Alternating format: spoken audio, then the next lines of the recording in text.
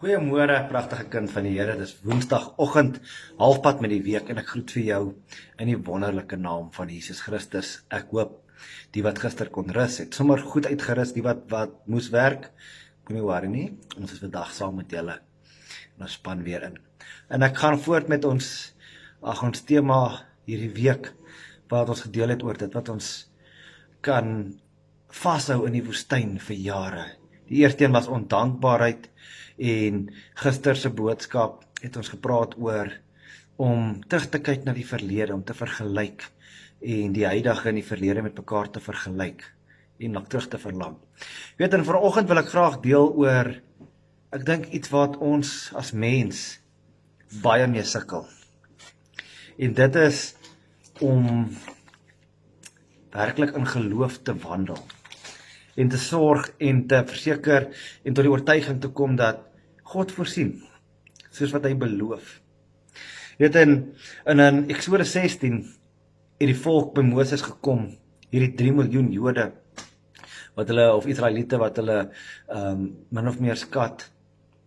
En weet, die volk sê, ons is honger, Moses, en jy het ons hier in die woestyn ingelei, uit Egipte land uit om ons te laat sterf, en Moses het die klag wat die volk het voor die Here gebring, en die Here het gesê, ek sal vir julle sorg.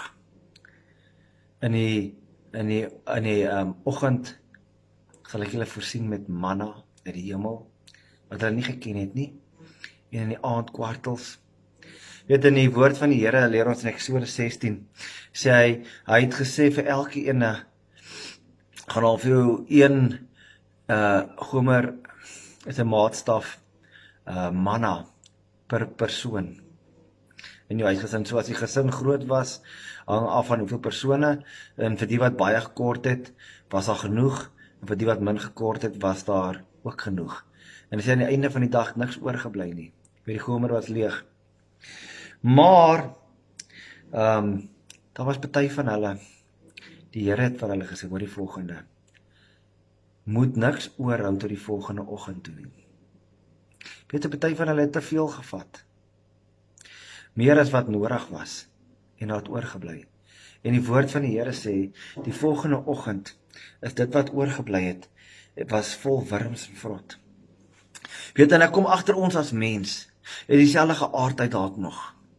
Weet, ons sukkel om tot regtig oorgawe te kom, om te sê, God sal vir my voorsien wat daagliks nodig is. Hy sal voorsien wat ek nodig het. Weet, in ons eie koppe, in ons eie harte, voel ons altyd beter om te sê, die bankbalans het soveel oor, as genoeg oor vir 5 maande vorentoe, as genoeg oor vir 10 maande vorentoe.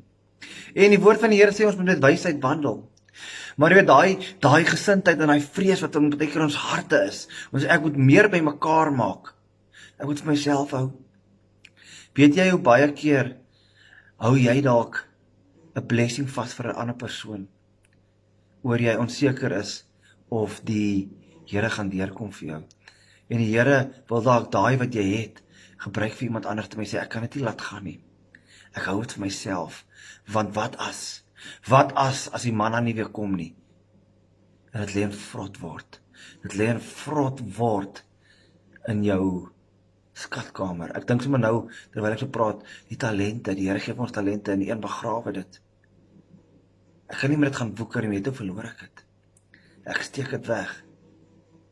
En die Here het gekom en hy het syne gevat.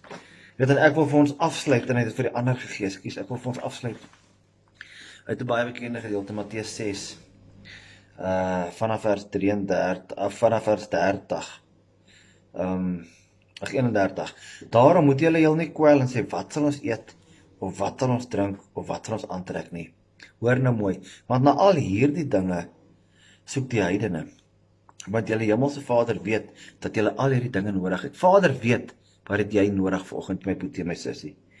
Maar soek eers die koninkryk van God en sy geregtigheid, en al hierdie ander dinge sal vir julle bygevoeg word. Die koninkryk van God.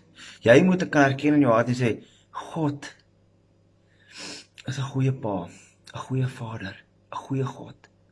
Weet, in die koninkryk van God is dit so noodsaaklik dat jy die ware karakter van God ken, en dit is die Heilige Gees wat hom openbaar, dat hy sal en hy wil vir jou voorsien.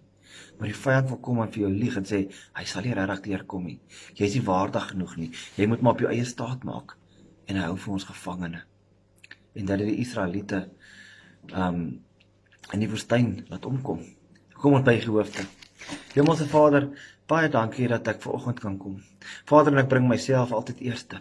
Vader, so baie kere het vrees in my hart opgekom, getwyfel of U sal deurkom. Vader, en tog as ek terugkyk oor my lewe, was hy altyd daar. Ten spyte van my foute, ten spyte van my afdwalings. Vader, en ek wil vanoggend dit bid in my eie hart en vir elkeen wat luister, dat U net weer eens vir hulle die wete sal gee, U sal en U wil deurkom. Dat ons nie staat maak op ons eie vermoëns en ons eie krag nie, maar in gehoorsaamheid aan U, by mekaar maak dit wat U vir ons in gedagte het. Ek bid dit in Jesus naam. Amen. Mag julle 'n geseënde Woensdag by julle geliefdes.